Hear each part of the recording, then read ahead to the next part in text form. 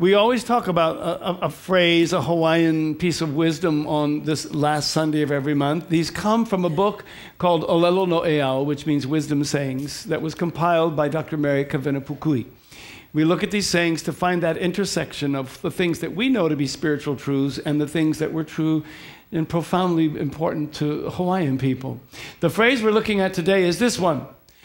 Ke hoi ae la opua I awalau. Ke is a word meaning the. Hoi is return.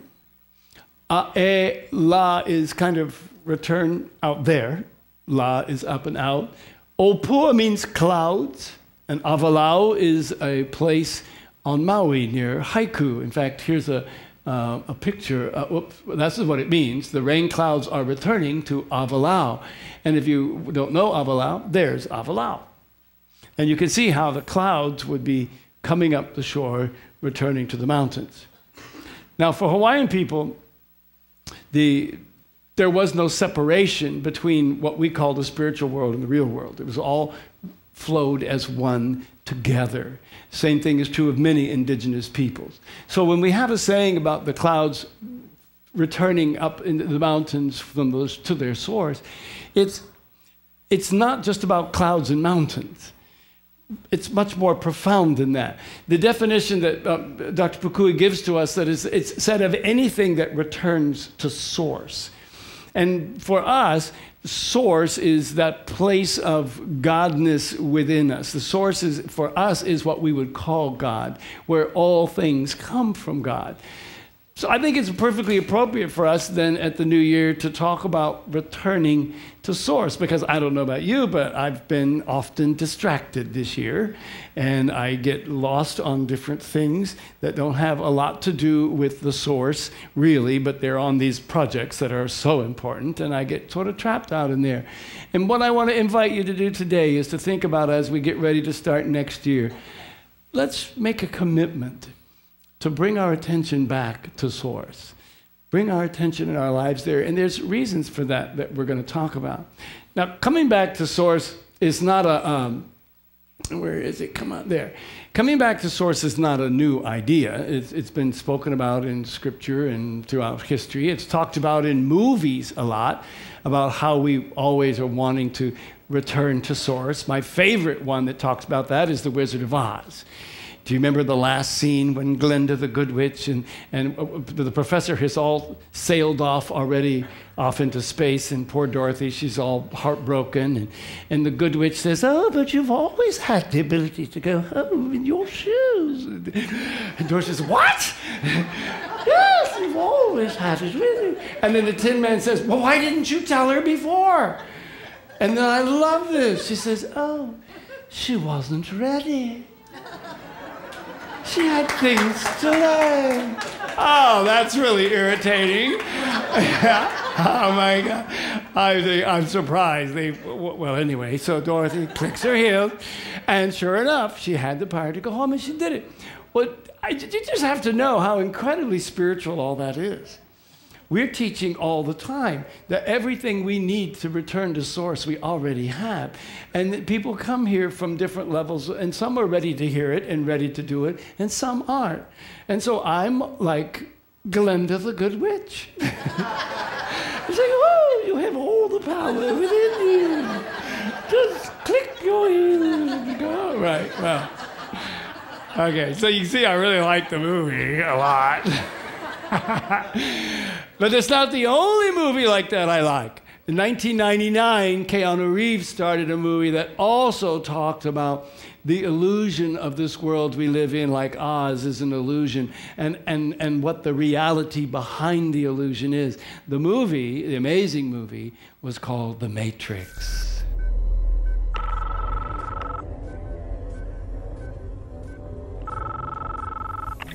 I know you're out there. I can feel you now. I know that you're afraid. You're afraid of us. You're afraid of change. I don't know the future. I didn't come here to tell you how this is going to end. I came here to tell you how it's going to begin.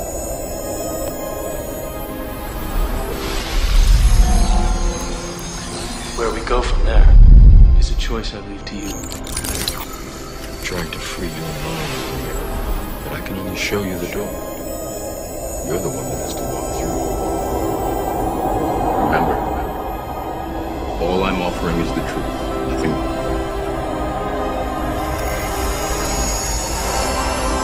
I can write my whole sermon. Because really, the biggest thing is we're all afraid of change. And I am certainly not here to tell you how it's all going to end for you. I'm here to tell you how to begin anew. And then he says these incredible things like the choice is always yours. All we can do is offer the truth and each one of us can decide. It's really a beautiful, beautiful thing to understand. So the imprisonment that we're talking about here is that imprisonment in our mind that locks us into the outside world to the point where we can't return to the source that is inside. And we do. We get very fixated, don't we? I mean, think back over the year, all the things that we've been fixated on, be it jobs or relationships or other conditions, new cars, new apartments, travel, whatever it is. There's always these things out there that we get very much attached to, and all of those things draw our attention to the outside thing, and they really are not what's coming within. And it's so important. In fact, it's absolutely critically important if we want to live and really live. I finally got it this week. About 6 years ago, I read an incredible story that I could not forget. And yet I didn't really understand what it was about. I just knew that it was powerful, and I couldn't get it out of my head. I couldn't stop thinking about it. But I didn't really know exactly what it meant until I started working on this talk for you. The story is about an 18-year-old young man, it's a true story, who was hunting in Kentucky by himself. He was shooting for people in that part of the world, often hunt for food to make stews and stuff, and he'd shot a rabbit. And he really wanted to take that rabbit home, and then they were going to have rabbit stew or whatever. But he was chasing this rabbit that he had shot. And the rabbit went down a hole. And he was so intent on capturing that rabbit that he went down after the rabbit with both his hands reaching out for it like this. But the hole was deeper than he thought. And it was steeper than he thought. And after a while, he got to a place where he got stuck. And the hole was too narrow, and he couldn't open his arms to move out and pull himself out. And it was too narrow for his legs to pull himself out.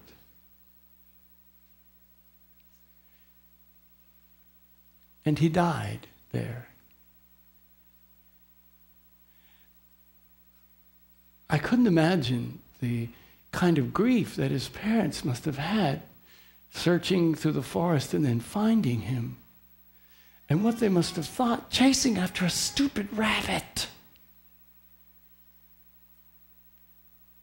The story just stuck in my head, and now I realize why. That's what I do. That's what I do. I go chasing after the rabbits down the hole with both of my hands like that. And I get stuck.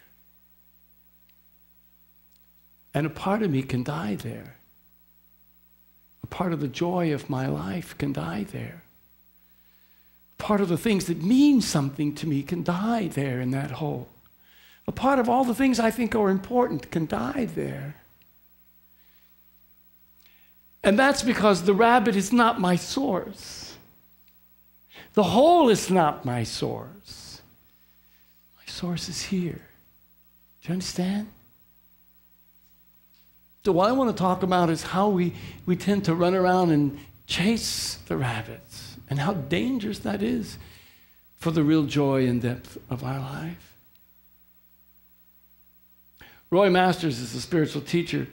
And he said that the real identity of each of us exists as a potential not yet realized, buried somewhere within us, but prevented from expressing itself and unfolding. Your soul is under a prison of conditioning. And that prison of conditioning says that everything is out there. We have to chase it. We have to catch it. We have to follow it down every hole. James the Apostle wrote in his book in the Christian Scriptures, so, my very dear friends, don't get thrown off course. Don't go down the rabbit holes. That's my addition. Every desirable and beneficial gift comes out of heaven. The gifts are rivers of light cascading down from the Father of light. There is nothing deceitful in God, nothing two-faced, nothing fickle.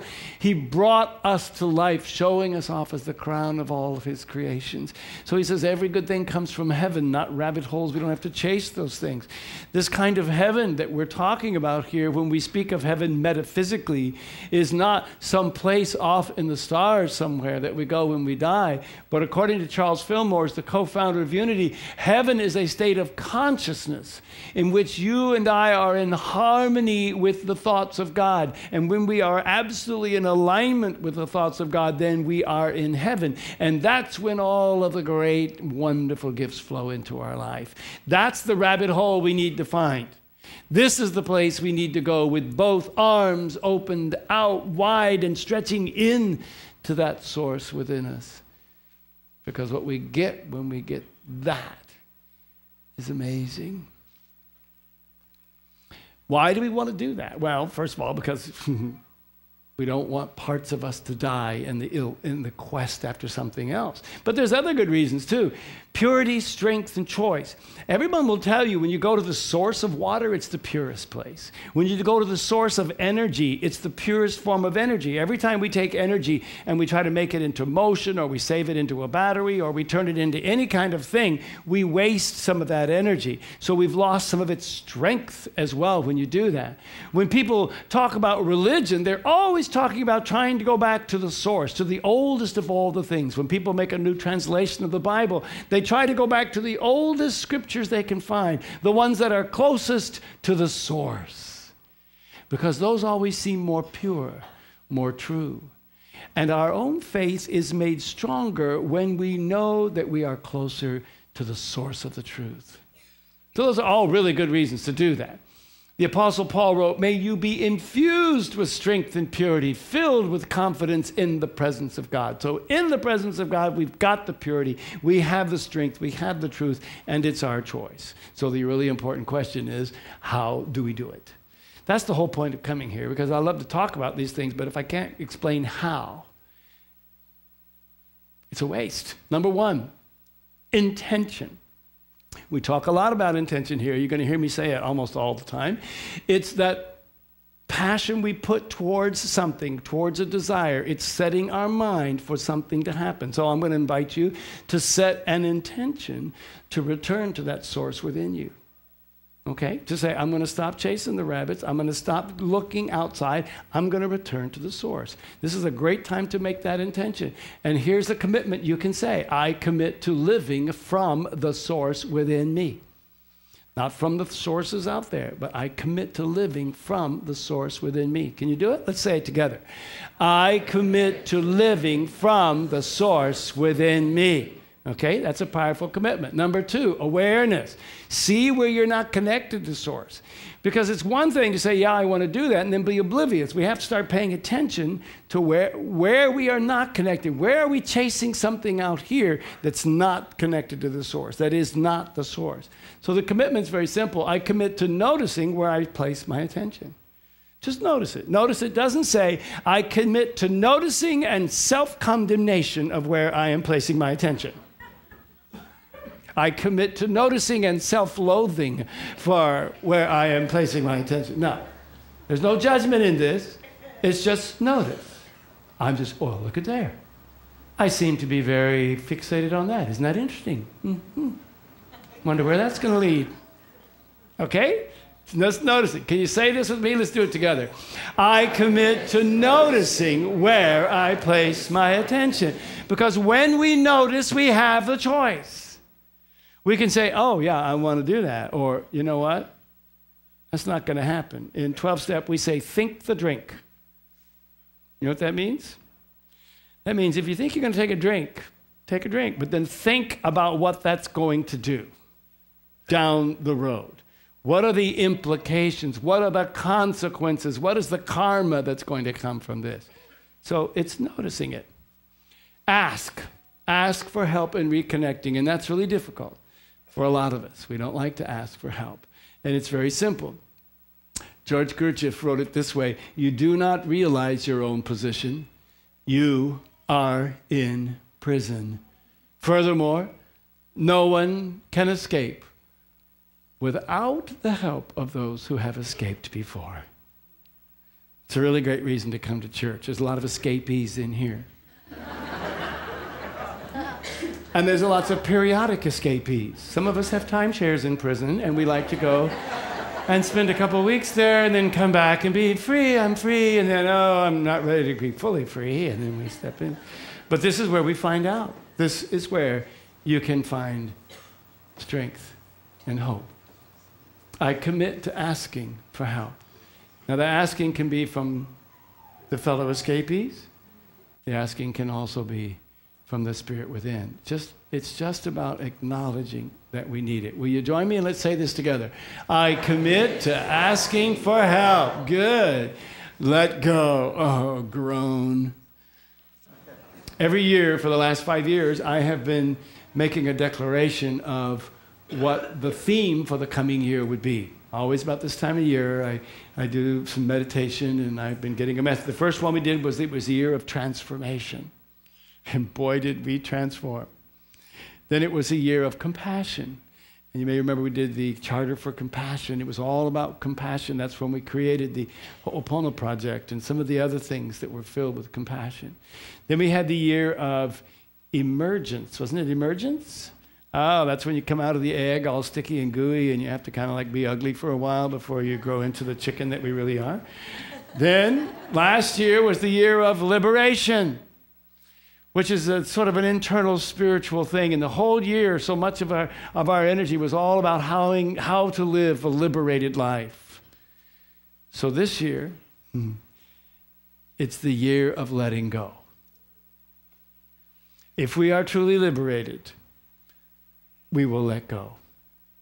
I keep saying it. I've been saying it for 8 years now. Spiritual growth is decumulation, not accumulation. And already this morning, after the first service, someone came up to me and says, I already know what I'm letting go of right now. I'm letting go of all my fear-based decisions. All the times I make decisions based in fear, I'm going to let go of that. Wow. I cannot imagine the kind of life she's going to begin to create now. So your affirmation is this: I let go of everything that distracts me from the source within. Everything that keeps me, everything that I'm chasing out there, I'm letting go of all that so I can focus on this. Will you join me? Let's say it together. I let go of everything that distracts me from the source within. I'm just going to let it go. And here's the last one: to breathe. Every great spiritual practice talks about the power of breath. It has the power to bring us in. It's the physical thing. These other things I'm talking about are mental processes. This is physical. I want you to imagine that every breath you take, you are actually coming deeper in. Okay? The affirmation is, I breathe myself home to the source within me. Can you say that? Let's do it together. I breathe myself home to the source within. So what I want to do is just a little breathing with you. Close your eyes with me for just a moment. I want you to just focus. We're going to take a deep breath. And I want you to imagine as you take this deep breath that you are actually turning your attention inward. Can you do it? Let's take a deep breath in together. Here we go. In. And then we let it out. Let's do it again. Take a big deep breath in together.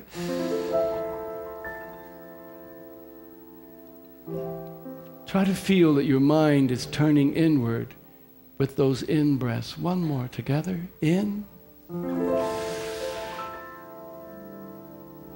And then out.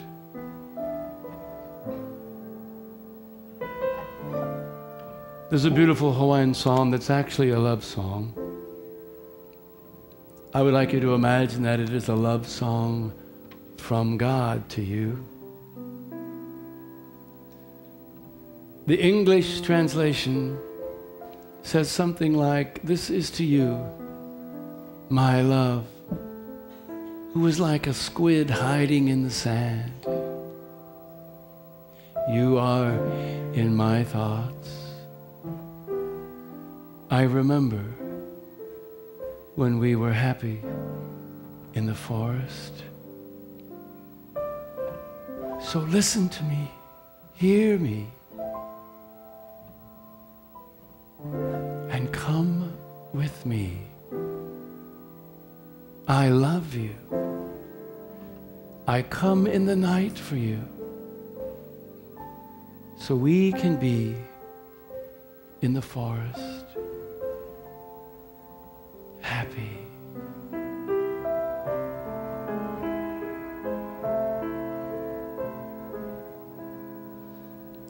Kuipo ikahe pue one mekai kai ili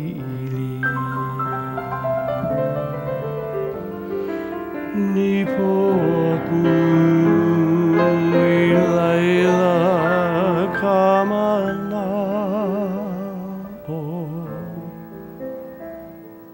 Uakiliopu Mauaikana Hele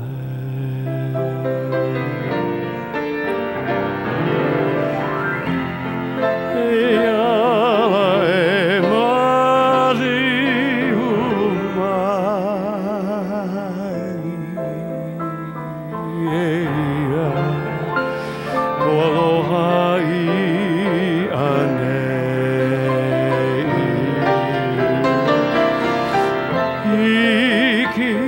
Umai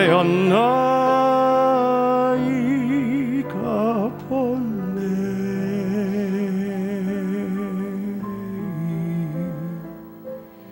Uakiliopu Mauaikana Hele Uakiliopu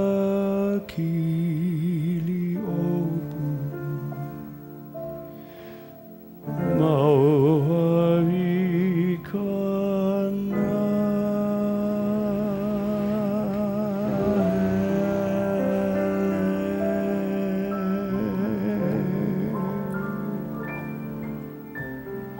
In these quiet moments,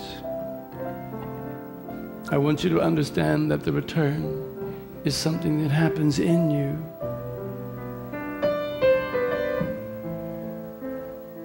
There is no prerequisite. There is nothing you need to do to change your mind. There is someone who loves you so and is waiting to help. Just waiting for you to come home. In these quiet moments that we have with God right now, I invite you to come home to the source within your heart as we come together in the sacred and holy silence.